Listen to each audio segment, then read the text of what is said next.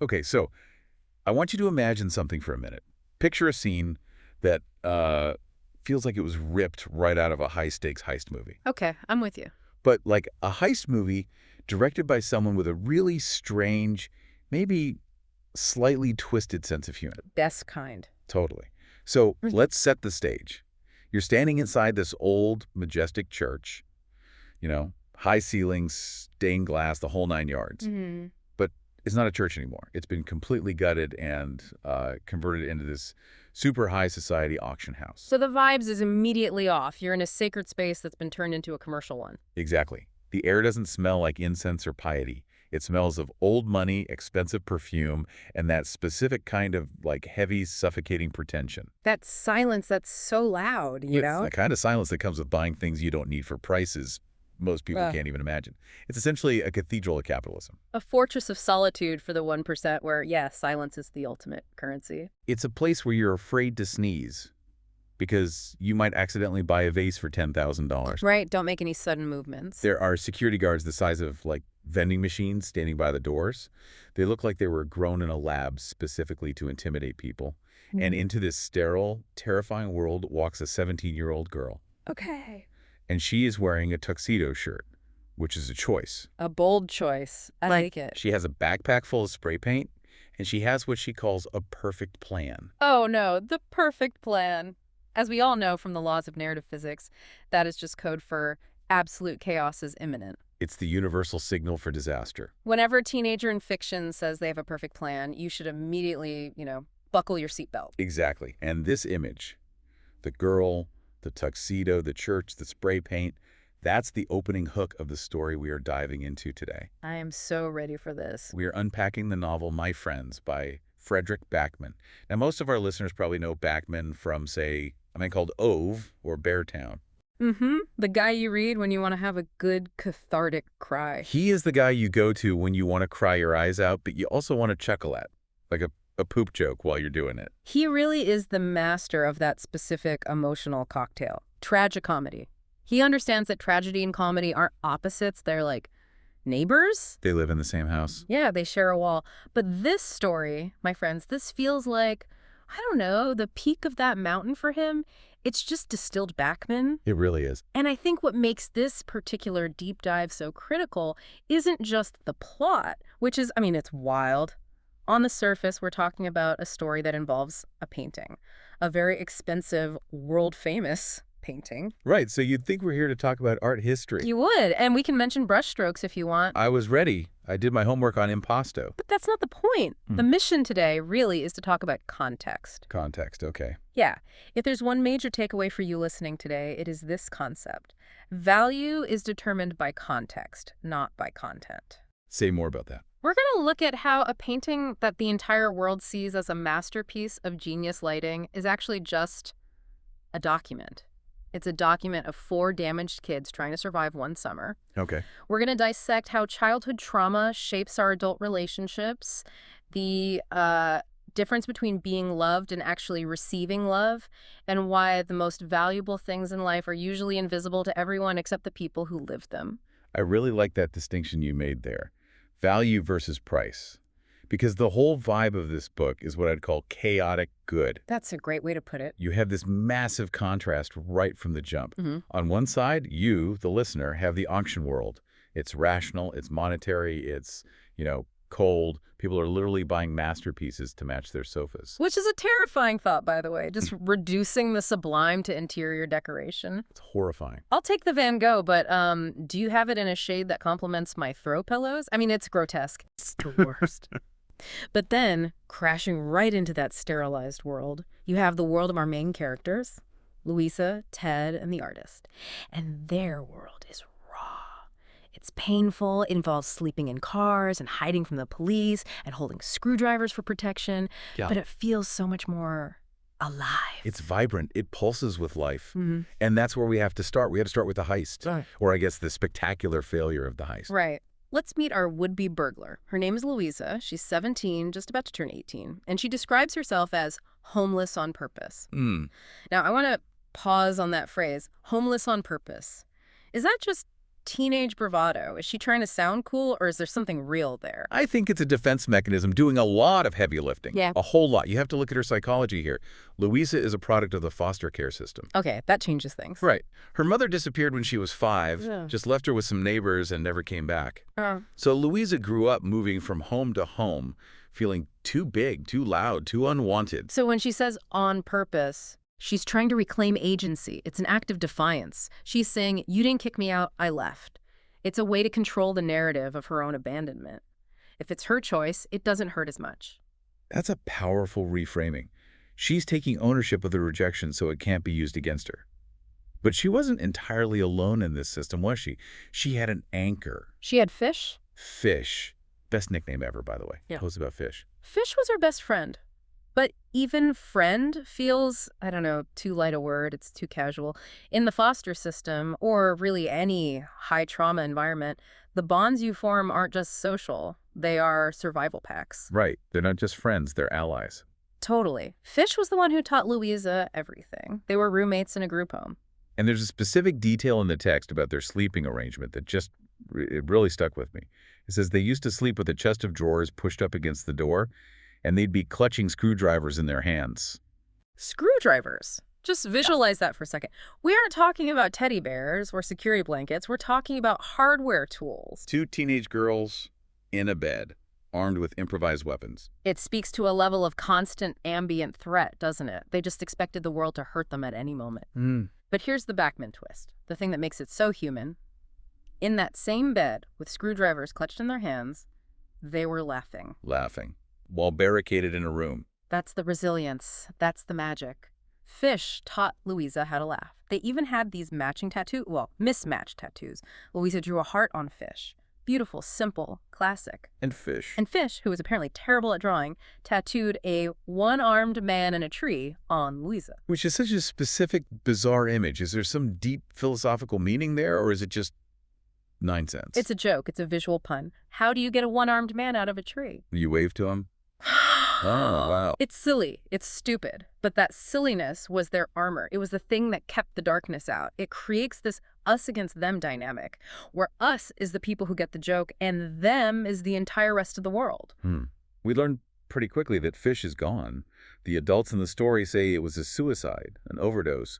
They say she was crazy and dangerous. And that's just typical institutional labeling, isn't it? It's so much easier to write off a tragedy if you just label the victim as damaged or crazy. It absolves the system of responsibility. Exactly. But Louisa rejects that narrative completely. Yeah. She says Fish was murdered by reality. She says she died of being sad all the time. Tired of being sad all the time. Nah. Man, that hits hard.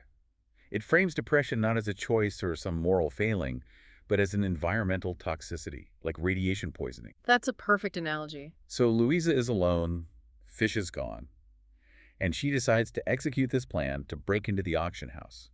And she's not there to steal money or anything, she's there to see a painting. The One of the Sea by C. Jet. Why this painting? Why does a homeless teenager care so deeply about a piece of high art that belongs to the ultra-rich? Because she had a postcard of it.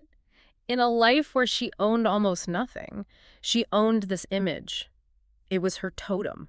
It was her icon. So she projected everything onto it. All her grief, all her hope. She thought if she could just see the real thing, the actual canvas with the actual paint, she might find some kind of meaning. Or maybe she just wanted to be close to something that felt permanent. But when she gets there, the reality is so jarring. It's a total letdown. Oh, it's worse than a letdown. It's a violation. The painting is surrounded by a velvet rope. It's being guarded like a prisoner. The wealthy patrons are buzzing around it, but they aren't even looking at the art. Yeah, they're looking at the price tag. Or their reflections in the protective glass. The description of the people is it's scathing. Yeah. Backman really leans into the satire here. Louisa describes an old woman whose face has had so much plastic surgery it looks like a sneaker that's been tied too tightly. Yeah. I love that line. Backman is so good at weaponizing physical description to show moral decay. He's suggesting that these people are so obsessed with appearance and preservation that they've become unnatural, inhuman. And her husband has pants so tight his butt looks like it has its own butt. Mm-hmm. I mean, come on. These people are standing there eating these tiny sandwiches, discussing whether the painting would look better in an orange frame. An orange frame. They see blue waves. They see a masterpiece of the sea. And this is where the friction happens. This is the core conflict of the whole book, perception versus reality. Louisa finally gets close to the painting. She pushes past the sneaker face woman. She looks at the canvas she has idolized her entire life, and she realizes the world is wrong. The critics are wrong. The investors are wrong. Everyone is wrong. How so? What does she see that they don't? She realizes it's not a painting of the sea at all. It's a painting of a pier.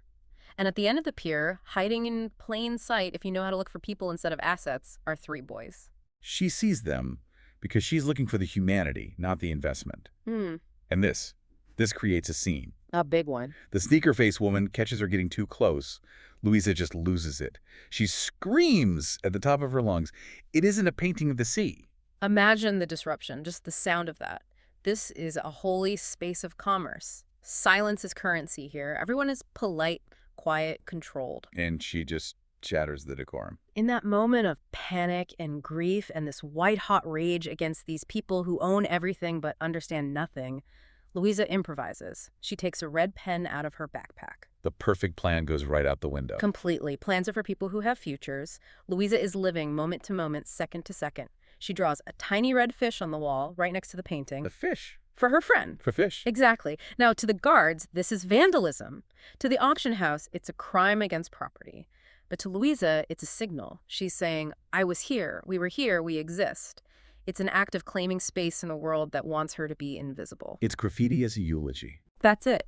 She's putting fish on the wall next to the masterpiece, making her part of the exhibit. And naturally, this goes over about as well as a lead balloon.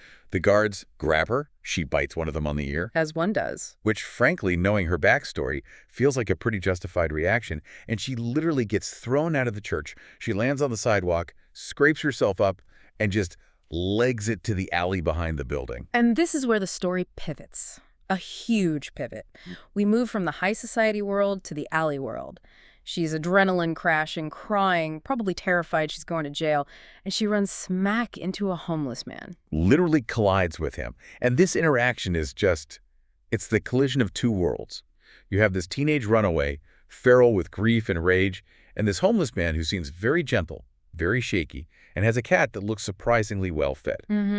Louisa, being Louisa, she just starts babbling. She's nervous. She makes these jokes about how she likes cats better than dogs because cats are harder to shoot. Which is a terrible icebreaker. Just objectively a bad way to start a conversation. Hi, nice to meet you. Let's talk about shooting animals. Awful.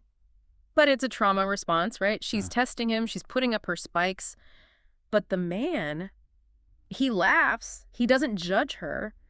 And they share this moment of really profound connection over a cigarette. And she shows him the postcard. Yeah. She shows him the postcard, the painting, the one she just got thrown out for defacing the wall next to. She tells him all about fish.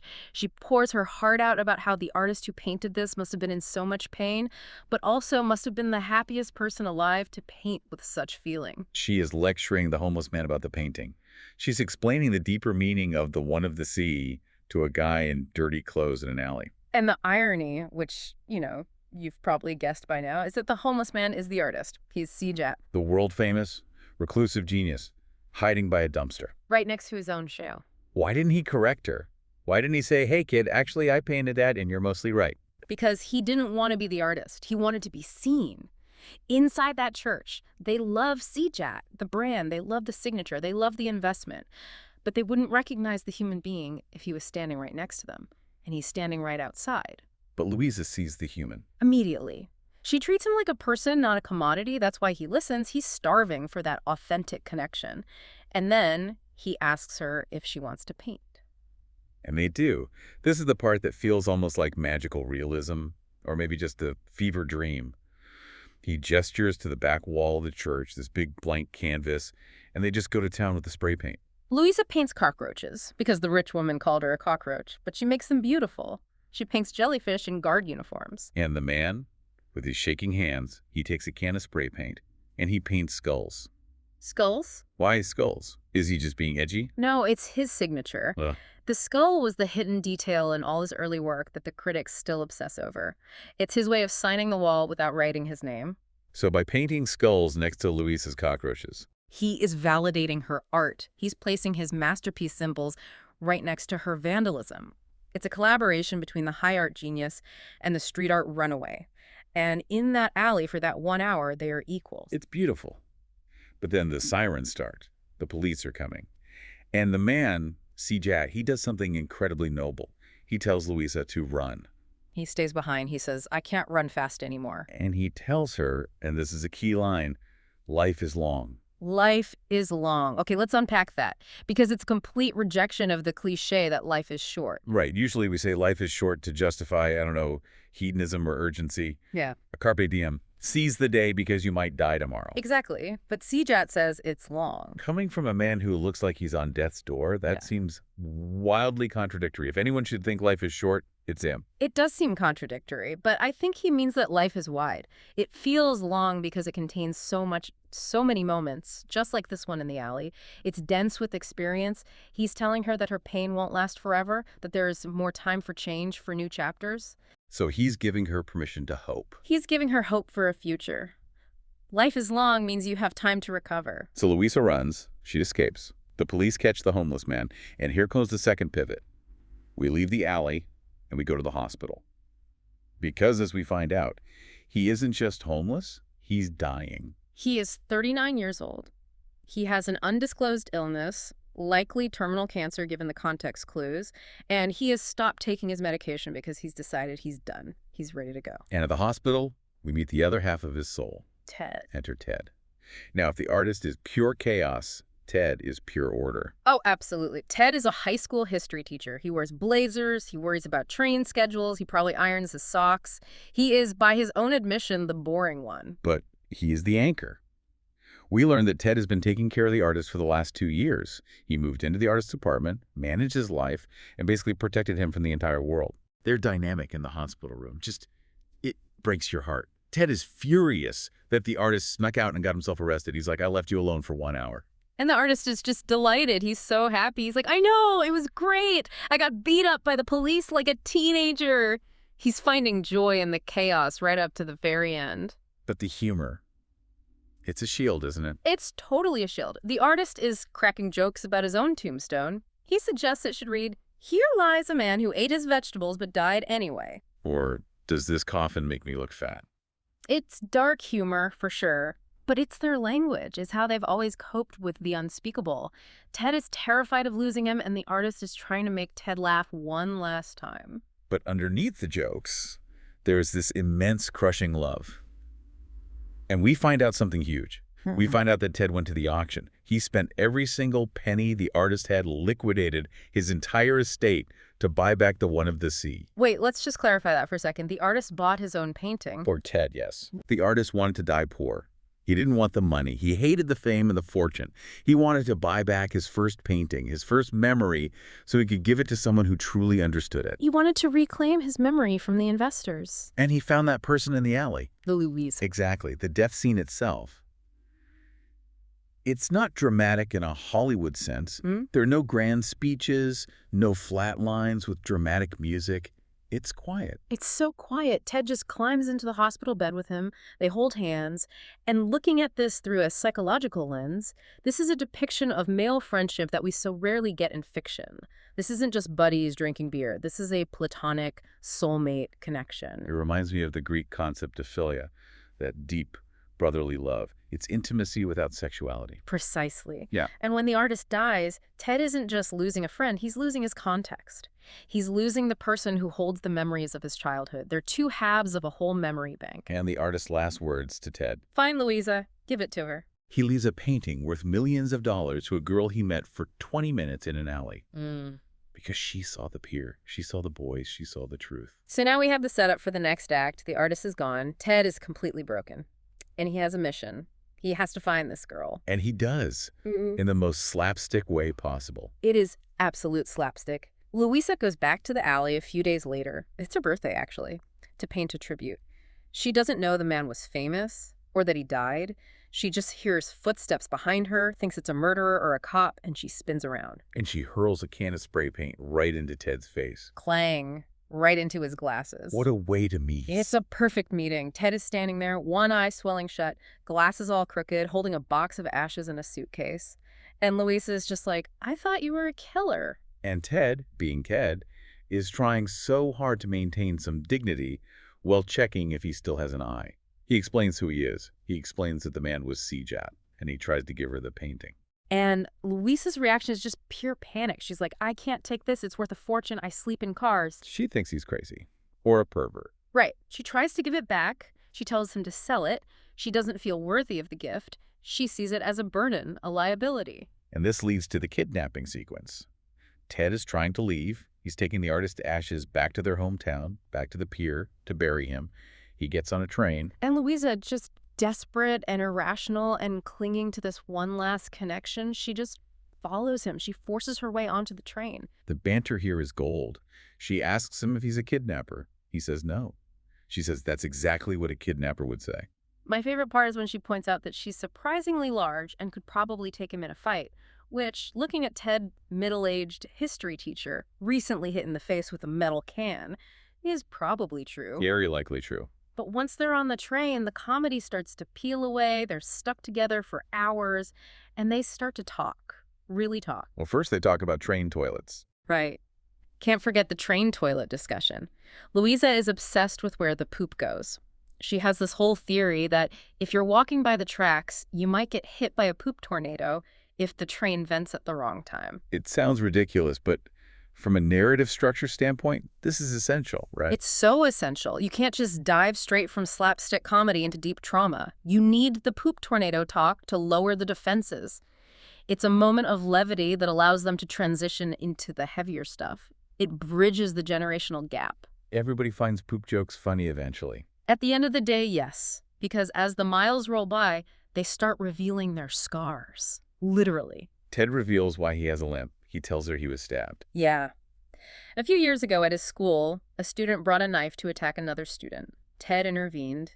He took the blade. And he plays it down, of course. He's just like, I didn't die. But Louisa sees through it. She realizes that this event is what sent him to go live with the artist. He needed a safe place. He needed to hide from the world just like the artist did. And in return, Louisa opens up. She tells him the truth about her mother, the alcoholism, the abandonment. She tells him about the foster homes. And Ted realizes that this girl is essentially a mirror of the artist. How so? She has the same raw, exposed nerves. She has the same wild creativity. She's chaos, just like his best friend was. And he even says it right. He says, he would have loved you. You're one of us. One of us. That is the key phrase. Because up until now, we've been thinking of us as just Ted and the artist. But as the train moves closer and closer to the sea, Ted starts to tell Louisa the real story of the painting. And we realize that us was never just two people. It wasn't even three. Not even three. This is the flashback. We are going back 25 years to the summer of 15. He was a summer of relentless heat, the kind where the asphalt is soft and the air shimmers. We meet the boys at 14. There's the artist who was anxious, bullied, skin too thin for the world. He was the boy who got locked in a trunk by his classmates. He was fragile. And then there's Jor. Jor, the protector. I love Jor. He's described as being made of laughter. He's the tough kid, the one who fights, the one with the bad ideas. He's the one who tried to dry his socks in a toaster. Classic bad idea. A truly terrible idea. Yeah. But Jor's humor hid a terrifying home life. His father was an abusive alcoholic. A tiny man, the book says, who used his fists to feel big. There's that detail about Jor hiding a knife in his mother's flower boxes among the lavender and geraniums because he was planning to kill his father to protect her. That is heavy. That's Shakespearean. So you have this boy who is living in a war zone at home, but when he's with his friends, he's the class clown. He's the one making fart jokes to make the artist smile. Because that was his mission. Jor and Ted had a silent pact to keep the artist alive, make him laugh. The artist was deeply suicidal. He had pills in his backpack. Jor knew this, so Jor found this art competition. And he pushed the artist to enter. Pushed him, bullied him, whatever it took. He said, you have to win. You have to get away from this town. Jor saw the genius in the artist before anyone else did. He bullied him into greatness. He forced him to believe in himself. But the artist couldn't afford paint? No.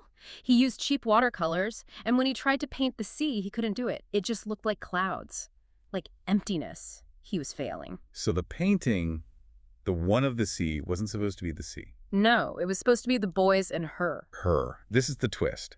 Because Ted reveals to Louisa on the train that there weren't just 3 boys on that pier.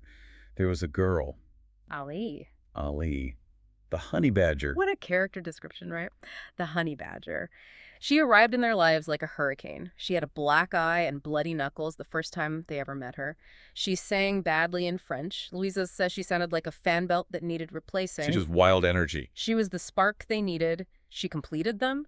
She was the one who suggested the painting be of them. She said, "Paint us." And here is where we get the expert analysis moment. This is the core of our deep dive. This is everything. The critics, the art historians, the rich people at the auction, they look at that painting and they analyze the red haze in the sky. They call it genius lighting. They say it represents the existential dread of the ocean or something equally pretentious. They write entire dissertations on that red color.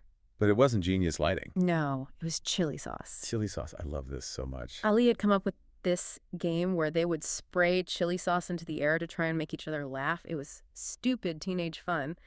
The red mist in the painting, it's literal hot sauce floating in the summer air. That is fantastic. It completely demystifies the whole high art concept. Yeah. It takes this $1 million idea and brings it right down to a messy afternoon on a pier. But I'd argue it also elevates it, because art is context. That's the mission statement of this book. Without the context, it's just red paint on a canvas. With the context, it is the memory of a specific afternoon where 4 damaged kids managed to forget their pain for a few hours. So the flowers in the painting. The ones the critics probably ignore. Those are Jor's mom's geraniums and lavender. From the flower boxes where he hid the knife. Yes. They represent the trauma and the love in Jor's home, all tangled up together. And the sea. The sea wasn't the subject. The sea was just the space that held them together. The painting's value isn't in the brush strokes or the composition. It's in the survival. It's proof that for one summer, they were okay. Survival. That brings us back to Louisa. Because she's sitting on this train, listening to this entire story, and she must be realizing something huge. She is. She's not just inheriting a valuable object, she's inheriting a role. She is the witness. The artist knew he was dying. Ted is. Well, Ted is the one who remembers, but Ted is tired. He's carrying the grief of Jor, who we can infer didn't make it to adulthood, or at least didn't stay in their lives. And now the artist. He needed someone else to know the truth. He needed someone to know that the red sky is chili sauce. Exactly. He needed to pass the story on. There's a moment where Louisa realizes that the homeless cat she saw in the alley, the one that belonged to the artist, might actually be fish. It's a callback to something Fish used to say, right? That she'd come back as a giraffe, but she was an idiot, so she'd probably mess it up and come back as a cat. Yeah. It's a moment of magical realism, maybe, or maybe it's just Louisa's desperate need for connection. But it works. It bridges the gap between her lost friend and this new world she's entering. It signifies that she hasn't left Fish behind. She's bringing her along for the ride. And Ted. Ted changes on this train ride, too. He starts out as this rigid, anxious man just trying to get rid of the girl. But by the end, he's softened. He's let her in. He admits to Louisa that he only falls in love with geniuses. He loved the artist. He loved Jor in his own way. And he sees that same spark, that same chaotic genius in Louisa. He recognizes the pattern. He decides on the artist's epitaph on the train, doesn't he? He does. He throws out all the joke ones. The real one is, "I love you and I believe in you." Which is what they used to say to each other. It's the antithesis of the vegetables joke. It's the raw truth. It's the fuel that kept the artist alive for so long. It's the core of their friendship. And the final image of the story. Yeah. It's just perfect. You have the train moving through the night. It's heading toward the sea. And inside, you have this unlikely, cobbled-together family unit. A middle-aged teacher with a box of ashes. A teenage runaway with a backpack full of trauma. And a box containing a painting worth millions. And they are laughing. Or at least they're on their way to laughing. Louisa asks him if Jor was the one who farted in the painting. And Ted admits it. He admits that Jor was made of laughter. It's a happy ending, in a way. Not because everything is fixed. Louisa is still homeless, technically. The artist is still dead. But they aren't alone anymore. And that is the architecture of friendship, isn't it? It's not about fixing each other. It's not about solving the trauma. It's about sitting on the pier or the train together so that the darkness doesn't win. It's about bearing witness to each other's lives. That's all it is. So let's unpack this. What does this all mean for us? For you, listen. I think it goes back to that line, life is long. We spend so much time worrying about the sea, the big picture, the career, the legacy, the investment value. We treat life like an auction.